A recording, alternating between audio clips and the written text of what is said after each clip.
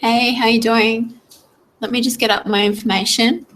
I just wanted to talk about a satirist that was selected to speak at the correspondence dinner in regards to the Trump administration. I thought it was a really funny satirist. Let me just get up the information for you.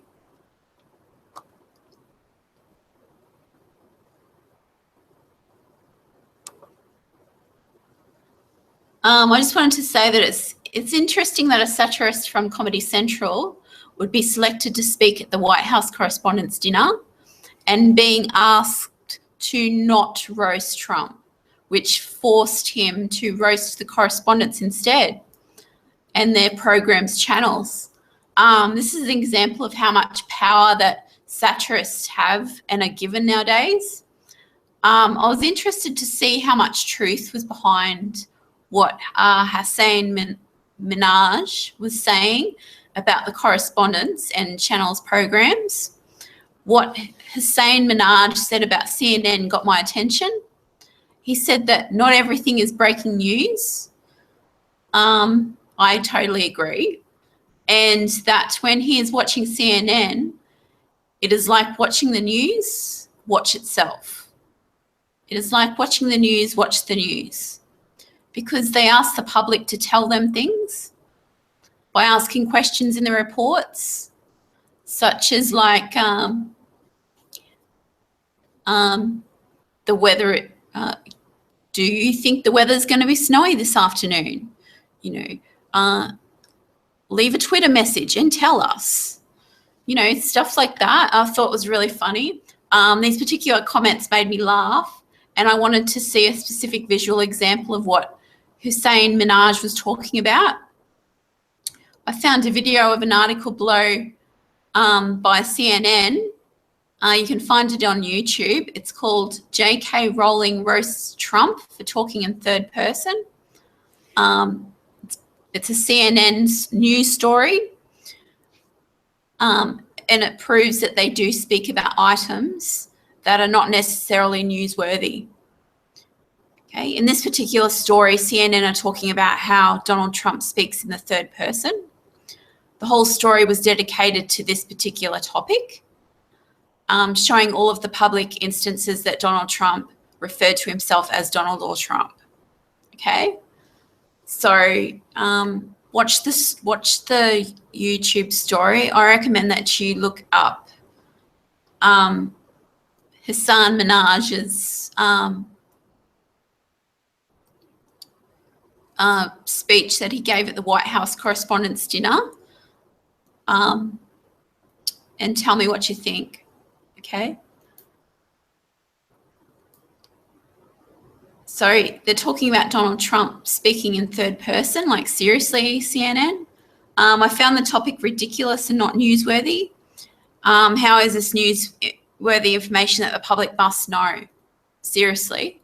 If the public follow what Trump does in the media, if they see his Twitter account, obviously if they're interested in Trump, like either they're a supporter or they're a non-supporter, and they follow what Trump does for either reason, or they just watch the news, they're going to notice in his speeches that he says Donald said this or Trump said this or feels this, or he kind of speaks to himself. He gives himself self-dialogue. Which is very healthy, really. But the point is, how is this important information in the grand scheme of life and what Trump's duties are as a president? This is what the news chooses to report on, seriously.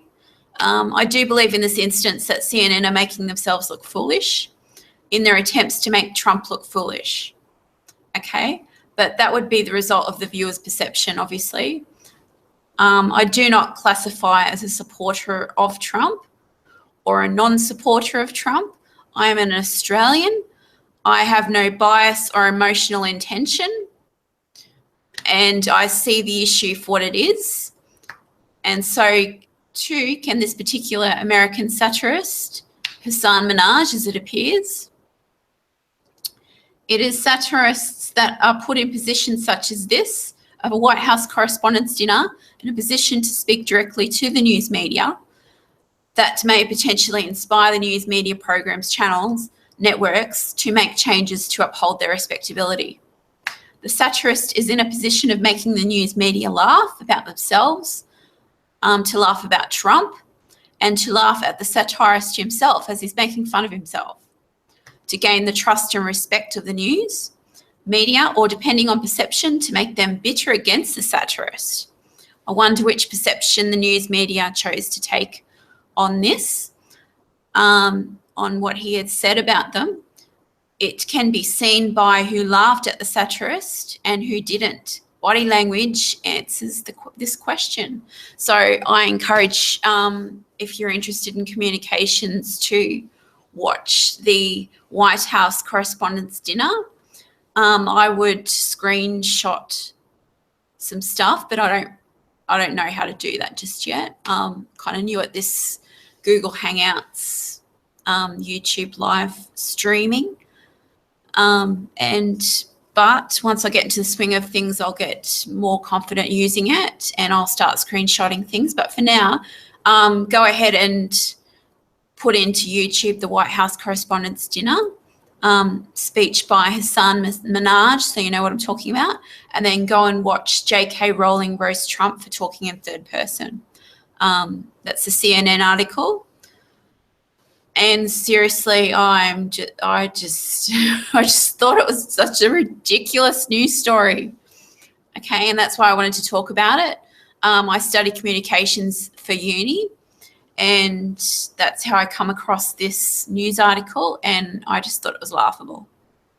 And it's a good example of the news using their time to create absolute rubbish when there's a lot of important things going on that they could be reporting. And their credibility just, I think, goes down the drain when they bring up stories like this, because they're obviously trying to make Trump look bad. Come on, seriously, it's kind of childish, don't you think? I'm not a Trump supporter, but I think as a human being, it's very petty behaviour.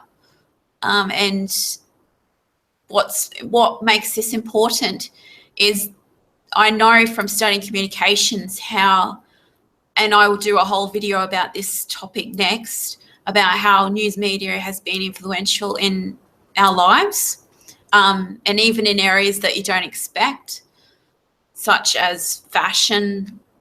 Media as a whole has been influential, and news media is also in that category. It can be influential towards people. The way they present things is very important. So I think it's important that they set an example for human behaviour, and to act so petty. It's bullying, really. Trump speaks in the third person. You know, who cares? You know, it's a healthy thing, and really, who cares? And how is it important? It's not important. So it's actually childish bullying. Would you make fun of anyone else if they spoke in the third person by habit? Would you pick on them? If you do, that's kind of petty and really childish, and you should stop it, basically. And I think news media have they have the, what's the word I'm looking for? They have a responsibility to set an example for everyone. And they're not upholding a good example. They're not taking their responsibility seriously. Shame on CNN. That's all I can say, you know. So that's all I wanted to say, and thank you for listening.